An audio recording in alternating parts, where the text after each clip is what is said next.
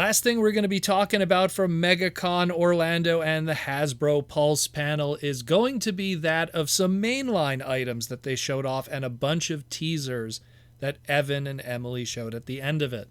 So let's jump into it like we always do here on the Transformers Slag podcast, and let's get into some Transformers Age of the Primes reveals. First one we got here is Transformers Age of the Primes Voyager class Robots in Disguise 2001, aka Car Robots, Sky-Byte, aka Gel Shark.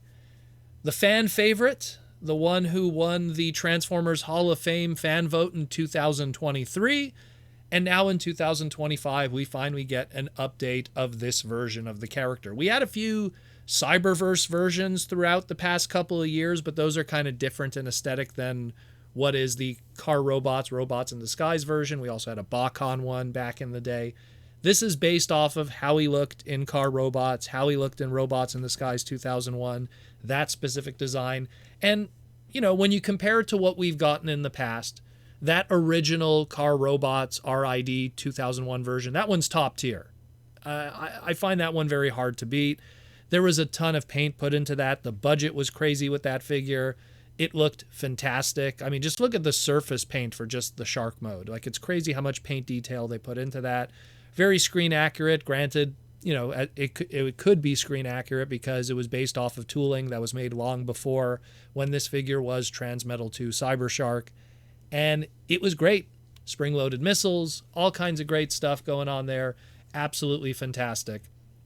And then we got the Generations version in 2014. And that one was not bad, but it kind of suffered the opposite of what the past one was. It lacked a lot of paint in certain areas, a lot of molded in plastic that kind of made it look a little off.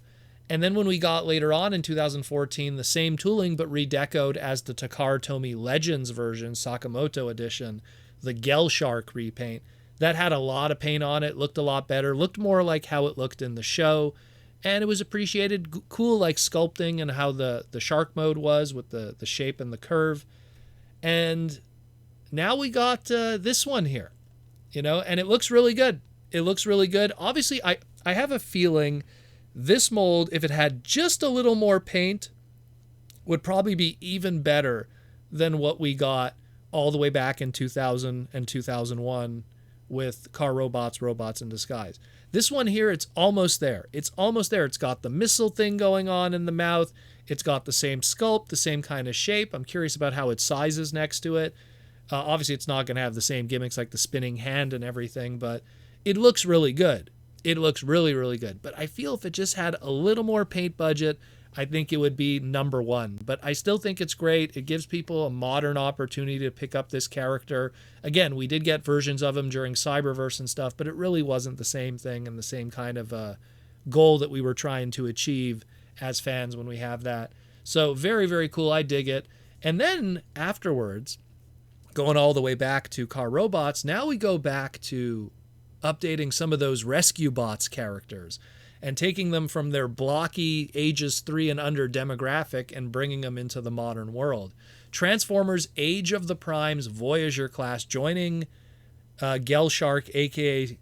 Cyber Shark, a.k.a. Sky-Byte in the case assortment here. We have Voyager class Rescue Bots Heatwave. Now, I know some people are thinking, you know, he still kind of looks blocky and weird, but in all honesty, that's kind of what the character was and his aesthetic. It does a great job of like taking that character and that shape and that look and updating that 14-year-old toy. And yes, it's been 14 years since Rescue Bots came out and that figure. Think about Rescue Bot fans who were 5 years old when they watched that show are now driving. In some places in the world, they might even be drinking and starting families. Oh, how the time passes. But it's taking that old 14-year-old figure and modernizing it and giving it a great look and some accessories and some playability. And it's creating the best Rescue Bots figure you could ever have. And again, up to that point, the best Heatwave figure you probably could have gotten that transformed based off of that Season 1 version anyhow, was probably the rescan version, I guess, you know, but even then they were always stuck in that under 3 demo, blocky, simple, safe kind of nature. But this is now a Voyager class. It's got the budget. It's got the paint.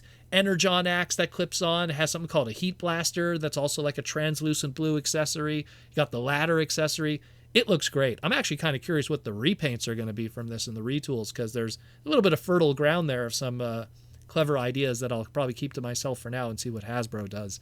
But that's pretty great. It's pretty good. I mean, again, maybe I have a soft spot for rescue bots, but I appreciate when even they take some of the weird and stuff that really a lot of people weren't paying attention to as us hardcore fans, and giving that a crazy update. And now he joins. We got the Chase one that they've done. We got Medics that we also got as a Walgreens exclusive. So already 2 other rescue bots have gotten the update. And now we're adding that to that, that original set of 4. We don't have Blades and Boulder just yet, but I'm sure one day they're going to get around to doing those guys too. And yeah, man, looks great. Looks great. I'm happy about this. It looks fantastic. So both of these guys, they're scheduled to pre-order today on Hasbro Pulse, and they're going to be $34.99 each, the standard Voyager class MSRP price point, and are planned to ship out August 1st, 2025. Now, that's not it also. They also gave us some teasers. Specifically, Evan gave us some teasers through the Space Bridge of upcoming Age of the Primes product and Studio Series. And take from these what you will.